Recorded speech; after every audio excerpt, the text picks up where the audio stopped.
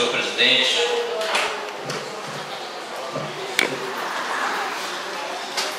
senhores vereadores, aqueles que nos acompanham através das empresas que transmitem essa sessão, aqueles que acessam, através da internet, e digo isso porque tive a visita não, mas uma folga de um amigo nosso que está lá numa cidade chamada Rio Grande, no Rio Grande do Sul, e que disse que tem assistido às sessões da Câmara, porque o horário de trabalho dele é à noite, pela manhã ele está livre e ficou muito feliz de poder. Você imagina alguém de Macarena que está lá no Rio Grande do Sul podendo acompanhar a sessão da Câmara, para ele dizer o quanto da alegria dele. Mas queria iniciar o discurso primeiro ainda voltando sobre alguns acontecimentos que nós tivemos no decorrer dessa semana. Primeiro estivemos no Congresso, encontro de vereadores do estado do Pará, mais de 400 vereadores lá no Hotel Sagre na semana passada, e ali estivemos analisando, discutindo e vendo a situação. E fico pensando que quando a gente vai ter esses outros encontros que vai por região, a gente começa a perceber que os nossos problemas são realmente comuns. Se você for ver pessoas de Marabá dizendo que ali também está implantado um grande projeto, mas que eles não são beneficiados, que ficam aquém, que não existe desenvolvimento, existe só crescimento econômico. Se tu vai para a região de Carajás, as pessoas dizendo a mesma situação. Então a gente percebe que a gente acaba estando num estado que, apesar de ter a presença dos grandes projetos, não consegue transformar esses projetos em benefício para a sua região. Também na terça-feira passada tiveram aqui nessa Câmara a equipe do governo, que aí está, do governo Vilaça, e que veio prestar conta, na verdade é um relatório do que foi feito já na sua gestão no mês de janeiro. E uma coisa me deixou animada naquela reunião que teve aqui. Se a administração que está aí estiver tão disposto a fazer a coisa com transparência, como eles estão se colocando a fazer, de prestar conta de cada centavo do dinheiro público nesse município, quando se trata de investimento, vai ficar muito mais fácil para a Câmara exercer a função dela, que é de fiscalizar. Por quê? Porque pelo Tribunal de Contas, o Tribunal de Contas divide que essas contas devem ser prestadas quadrimestralmente, ou seja, de cada e 4 meses vão ser três momentos que vão prestar conta. Então, se há esse esforço em querer esclarecer, aí eu quero já sugerir para o nosso líder do governo, que é o vereador Luiz Leão, que por sinal quero desejar sucesso, desejar sorte para ele, e que bom que o governo resolveu ter o seu líder aqui, porque isso é importante sim, esse papel via o governo, ter o representante aqui para fazer essa articulação, essa questão institucional, Câmara e Prefeitura. Então, só sugerir para o líder do governo que leve a mensagem para o secretário de Planejamento, de que quando enviar para o Tribunal de Contas a prestação de conta, que agora é eletrônica, não é isso? Ou seja, não manda mais esse papel para o Tribunal de Contas como se mandava ontem, pilha-se pilha de papel de nota fiscais, isso não vai mais para o Tribunal de Contas. O que vai para o Tribunal de Contas é a conta eletrônica, que vai através de um CD. E lá vai dizendo as notas fiscais, onde gastou, e se o tribunal tiver qualquer dúvida, manda pedir a nota fiscal. Então, que uma cópia, senhor líder do governo, que uma cópia da prestação de conta eletrônica, que eles vão ter o prazo, encerra 30 de abril, eles vão ter até 30 de maio, que ao enviar para o Tribunal de Contas, envie uma cópia desse CD para essa casa também, para a Comissão de Constituição e Finanças poder acompanhar quase que em tempo real, para nós podermos realmente ter acompanhado. Porque o que acontece hoje? As contas dos prefeitos são analisadas pelo Tribunal de Contas, e nós temos uma conta que tramita nessa casa de 2002. Você imagina 10 anos depois como é que nós vamos ter condições de julgar uma conta de prefeito aqui? Fica impossível para o parlamento fazer. Por quê? Porque essas contas vão para o tribunal. Quem analisa e dá parecer é o tribunal. É depois desse parecer que a Câmara se manifesta. Aí está chegando uma conta aí, 10 anos depois. Vai ficar difícil. Mas se nós tivermos em tempo real, se eu puder pegar já no mês de maio e julgar os primeiros 4 meses, fica muito mais fácil. Então essa coisa me animou muito, né? Eu acredito que é por aí. Alguém já disse que aonde há segredo, há malversação do dinheiro público. Então não estão querendo ter segredo, estão querendo ter transparência. Então eu fico feliz e animado, né, de que a gente possa acompanhar realmente essa prestação de conta, que eu acho que qualquer prefeito que está aí quer acertar, quer fazer diferente, e para mim a diferença está na transparência. Se tem transparência, ou seja, conta fato no argumentos. Se o prefeito está aqui mostrando, não vai ter argumento nenhum. E os vereadores vão poder acompanhar isso. Então eu queria parabenizar. A outra questão que a gente teve também, porque nós temos uma equipe técnica, né? O prefeito sempre deixou bem claro nas suas entrevistas que trouxe uma equipe técnica, um pessoal profissional, né? Por entender. Então, ao chegar aqui nessa casa, é comum também que eles falem numa linguagem técnica.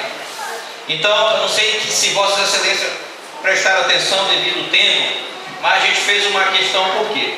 Porque segundo a que apresentou aqui a questão da administração, disse que a arrecadação do município no mês de janeiro, né, foi cerca de 16 milhões. Juntando com o que já tinha em conta, mais o Projove, em torno de 17 milhões e alguma coisa.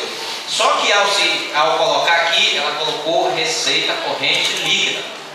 Né? E a receita corrente líquida é uma coisa, e a receita em si é outra. É como se nós abatêssemos aqui, é como se eu tivesse um salário X, eu ganho 800, mas o INSS desconta de R$ 1.090, meu salário fica 600 e alguma coisa, é como se isso fosse. É por isso que eu perguntei para o secretário de Planejamento, eu queria saber o que significa a questão do INSS. Por quê? O que é a receita corrente líquida?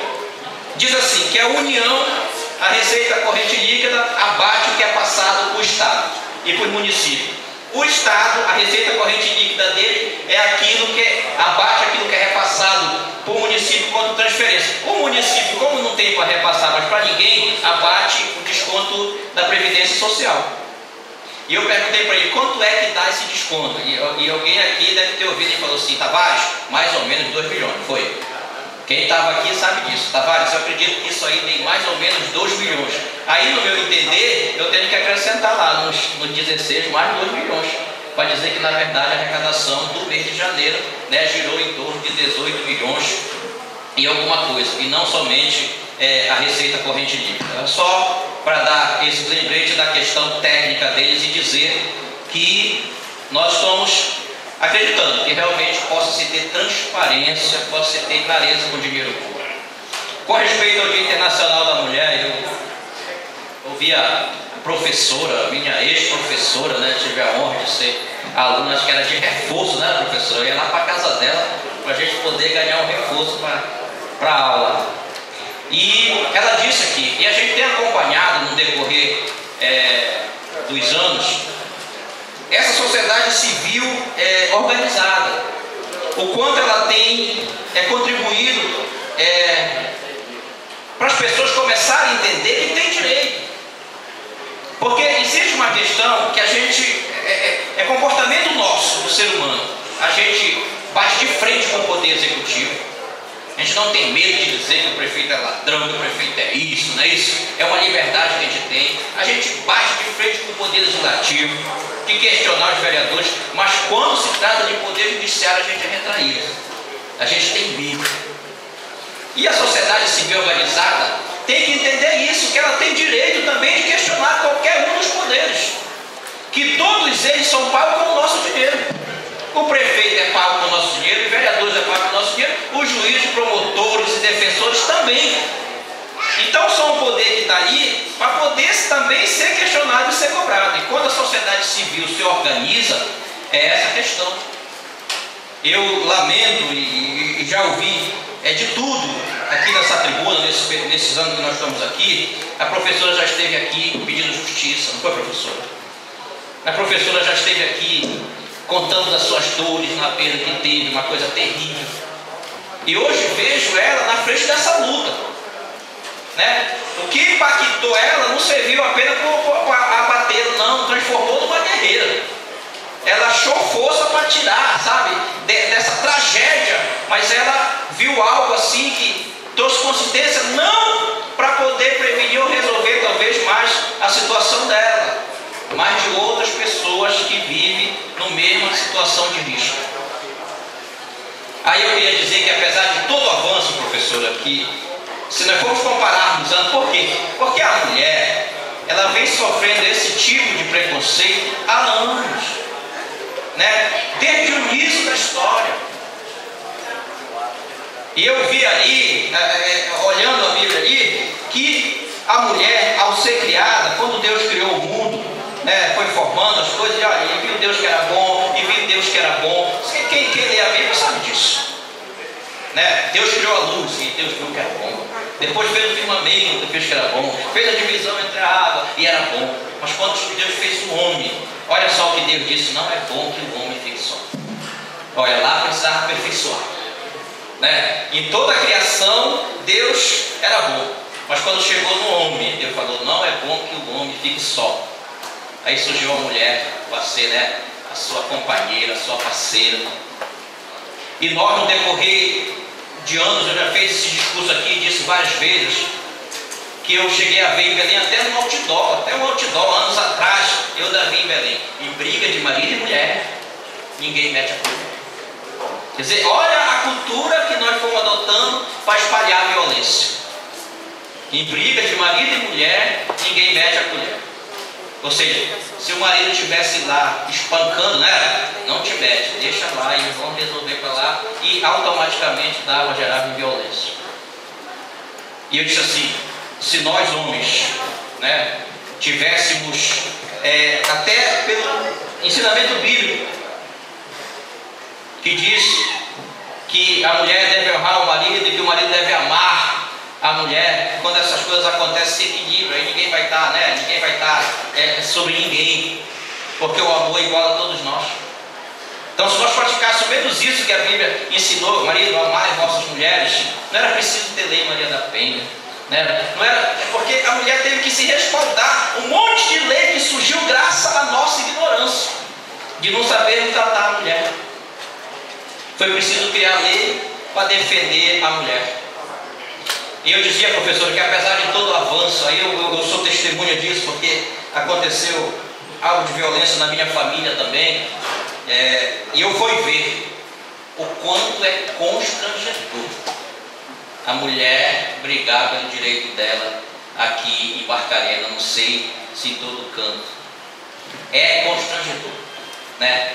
Porque você tem que ir para uma delegacia sem estrutura nenhuma, aonde se você chega não tem escrivão, se tem escrivão, o sistema está falando, meu amigo, é uma tormenta alguém querer denunciar aqui. Aí nós temos a outra lei também que diz o seguinte: se for, pega flagrante, né, professor? Se não for, tá? Se o marido ou o homem cometer a violência e a entidade tiver aqueles 24 horas para entrar em ação, é uma coisa. Aí você vai na delegacia, às vezes não tem escrivão para você prestar o BO. Se tem o escrivão, às vezes o sistema está fora do ar. Se tem os dois, não tem combustível para a viatura ir atrás do agressor. Quer dizer, então é uma cadeia de sofrimentos que acontece. Agora você imagina o quanto é constrangedor uma mulher, principalmente uma menor, vítima de violência, e você tem que passar por se expor. Na minha opinião, na verdade, como não protege, acaba expondo a pessoa que já está, quando acontece um negócio desse que você quer preservar, não é isso? É preservar a imagem o máximo que puder, e você acaba tendo que expor, torna quase público uma situação que é constrangedora para a própria família. Então, aquilo que falou a professora aqui, é preciso melhorar a estrutura do atendimento. Então, eu queria, em seu nome, professor, em nome da vereadora Rudilene, em nome da vereadora Lúcia, que não está aqui, das outras vereadoras, né, em memória a vereadora Janeide, a vereadora Alziane, a Laurinha, que também se incorporaram nessa luta aí, eu queria parabenizar, né? E dizer que essa luta, você pode ter certeza, vocês acabaram com o sofrimento juntando. Vejo outra mãe que está ali também, que já teve nessa tribuna aqui também, pedindo por justiça. Fiquei assim, bastante aliviado, professora, quando teve o julgamento lá, né? E que, graças a Deus, aparentemente, foi feita justiça. E sei que aquela mãe também está na mesma situação, né? Está buscando essa justiça. Inclusive, vem ali, queremos que a justiça seja feita na Jaqueline, é isso? Né? Quer dizer, então, a luta de vocês não é em vão, eternamente Jaque, né? E eu dizia naquele dia que essa mãe estava aqui na tribuna, não era, mãe? Eu dizia assim, a gente pode ouvir, a gente pode até tentar, mas mensurar essa dor que ela está sentindo. Olha como os dias passaram, os meses passaram, a dor continua mesmo, né, mãe? Continua mesmo. Talvez a única coisa que ela tenha quanto mãe, para não resolver, mas atenuar um pouquinho isso, é a justiça, não é isso? Ela espera a justiça, porque a justiça vai atenuar um pouquinho, não vai resolver, mas vai atenuar um pouquinho o sofrimento de saber que quem cometeu isso não vai estar impune, ou seja, está pagando também. Então é questão de justiça. Aí eu queria dizer uma coisa que já repeti várias vezes, uma frase do Martin Luther King, grande lutador, né, pela luta do negro nos Estados Unidos. E quer dizer o seguinte, que essa frase é repetida várias vezes, quer dizer que ele não se preocupava com o homem perverso, ele não se preocupava com o homem violento, mas o que preocupava ele era o silêncio dos inocentes. Então não dá para silenciar, né? Então as mulheres de Barcarena decidiram alguns anos atrás não silenciar mais, não aceitar mais essa violência como comum, não aceitar mais essa violência como regra. Violência tem que ser exceção, não regra. Mas parece que em Barcarena ela tinha virado regra, era comum a violência contra a mulher. Então, em nome da professora Fátima, da mãe da Jaque, que ali está, da Silvia Maria, em nome de todas as mulheres que escutam a gente, queria desejar, né, que a luta de vocês continue, como aquelas operárias, né, que lá nos Estados Unidos pagaram um preço caro, né, foram queimadas e que lutaram simplesmente por coisas tão comuns hoje. Queriam só igualdade, redução na jornada de trabalho, ou seja, queriam justiça. O que levou aquelas mulheres sejam mortas ali foi só uma questão de justiça, mas que não foi inútil também, né? A luta delas lá valeu e deu uma nova horizonte para o mundo. Que vocês continuem, né? Primeiro, que Deus abençoe, que faça justiça, tá, dona Silvia? Que a senhora consiga que seja feita a justiça. Professora Fátima, professora Rudilene, professora Lúcia, que estão nessa casa aqui, que vocês continuem representando com afinco, com determinação e, acima de tudo, com coragem a luta da mulher. E vocês podem ter certeza de que essa casa sempre esteve de portas abertas. Aqui vocês sempre encontraram guarida, sempre tiveram espaço, né? E eu fico feliz de saber que essa luta não é em vão, que conquistas foram feitas.